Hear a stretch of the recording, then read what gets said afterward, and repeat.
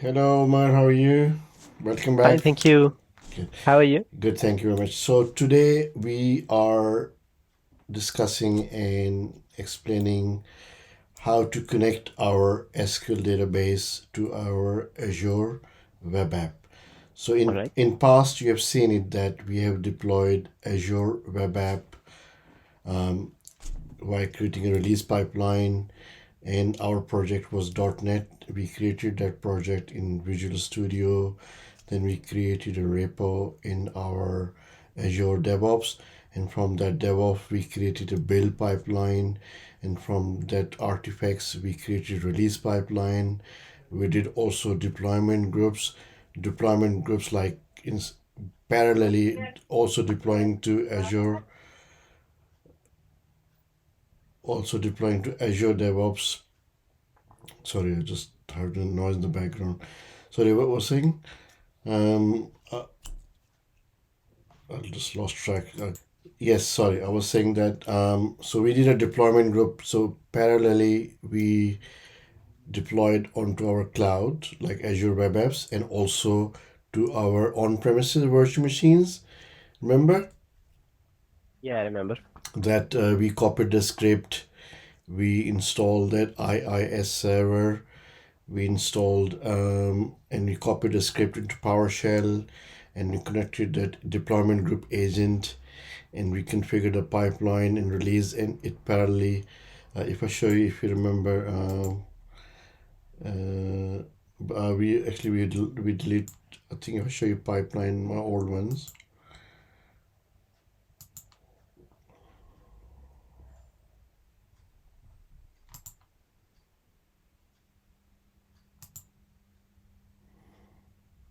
See, that was done. That was on Thursday. Yes, release pattern. Sorry, my apologies. So if you go to release, remember we did this deployment group. Yep.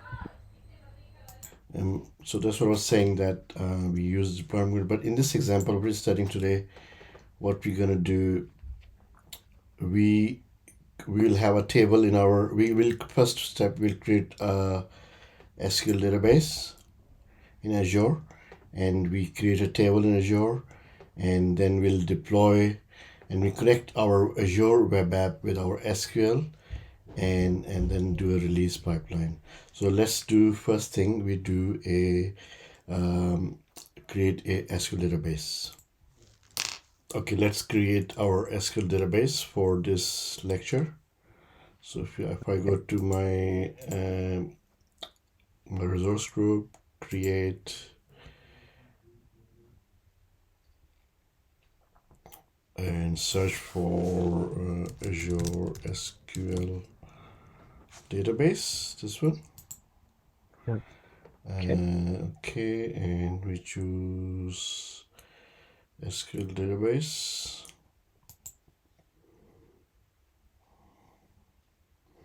Create.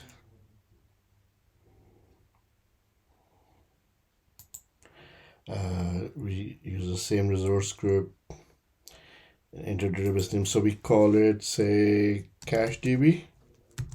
Okay. Create new server, and we call it, say, Cache SQL server. Location, we use UK South. Okay.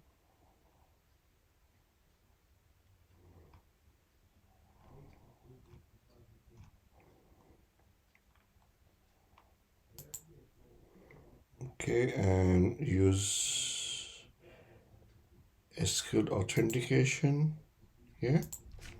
We call Okay. it SQL user, and we call it, we give password ORD123 exclamation PASSWORD123 exclamation. Click OK. No, don't want to save it. Okay. Now we have done this. So we need for development, yes. We don't need SQL database server, we've got that. and configure database. Yes. So which one he chose? Basic DTU, DTU basic purchasing model. This one. Yes, due to your basic, you have to choose the one below. Oh, This is basic. just like the Thank you. category name. Yeah, you always tell me that. Good. Okay, apply and locally redundant backup storage as we need.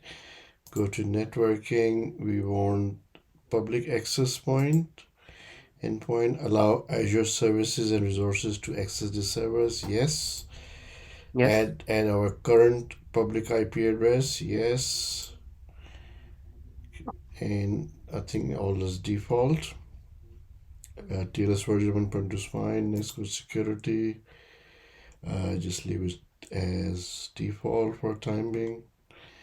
Share settings, tags, and review and create.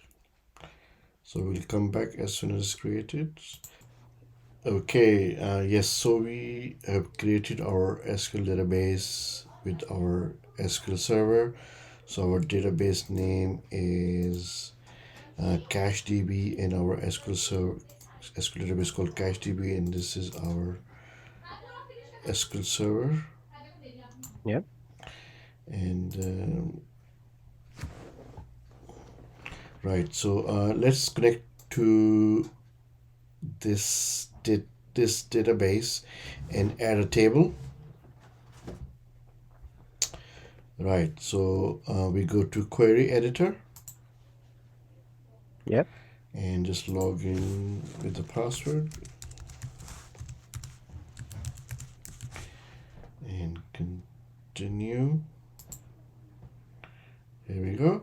So we go to tables, views, store procedure. Let me just hide this so we can have a bigger screen.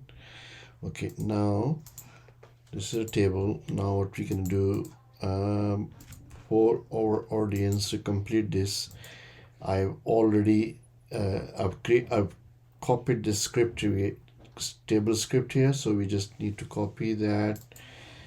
Let me just copy that, and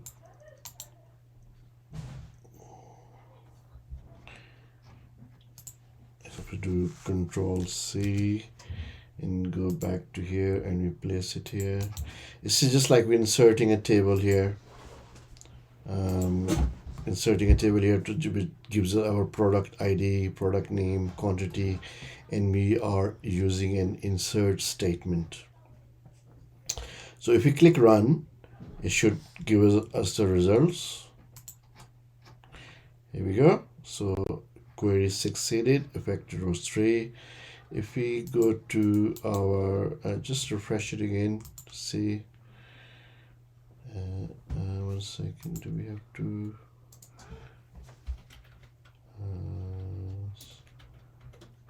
If you go back,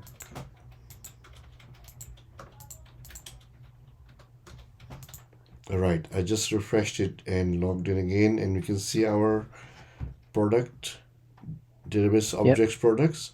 So if we Yes. go to our context menu and select top, then it will give see product ID, product name, and quantity. So now we have created our database and SQL server as in our Azure portal. So next step is that we have to have a project, a .NET project which on based on SQL, so that in that project, in that code we can connect to our database Yes. to benefit our customers, so not just customers, audience. What I've done, so this is I've copied this project into my GitHub. So I will also copy this link in the description of our YouTube. So anybody who's doing this lab, he can download this project from there, from this GitHub repository. Okay. Okay. So what I've done already, I have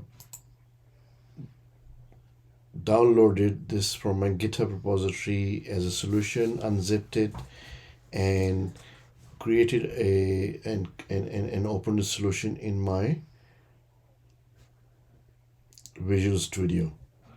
So as if you can see in service, you can see this Services. product services. Let me close this and say, for example, if you don't know how to get to this part, so just close that, and close that. And if you go to our product service, hi, hello Omar, how are you? Welcome back. Hi, I'm good. What about you? Good, thank you. Yes, remember we were having some issues with our SQL app, but thanks to you, you fixed it. So what we did, we basically reinstalled the Visual Studio and opened our project with this SQL. Yeah. Yep. Okay. Okay, let me go to. So I have also copied this to our. So if you just close this to Notion or GitHub actually, and GitHub. So I copied for the audience if they want to copy this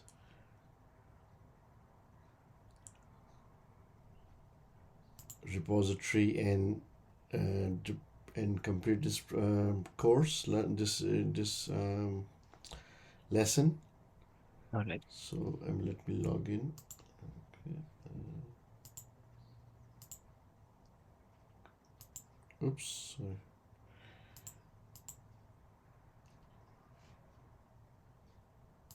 Right, I just copied this my GitHub repository. From there you can download this SQL code and complete this lesson.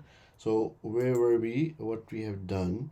So what Omar has done, he reinstalled Visual Studio, and check the volume is full. Yes, one second. Yes, he reinstalled the Visual Studio, opened the project, and he recreated a database, same as like explained earlier. So if you go back to our portal, and you can see that Omar created a database called OmarDB, and he inserted. If you go to query editor, and you can see our tables, and he ran that. I can show you again if you want to. So basically, we go to query editor, and login name is user, SQL user, and PS password 123. Click OK. And what Umar has done, he already got his DBA products. So if we go to Eclipse, just select top 1000 rows, and yes, it's all working fine. Now what we need to do, just to test it locally, it is working or not. Yeah. Yep. So we go to our Visual Studio, the code, and apart from that, also just stop the script for timing. I'll show you again. So this is our code. So in this product service,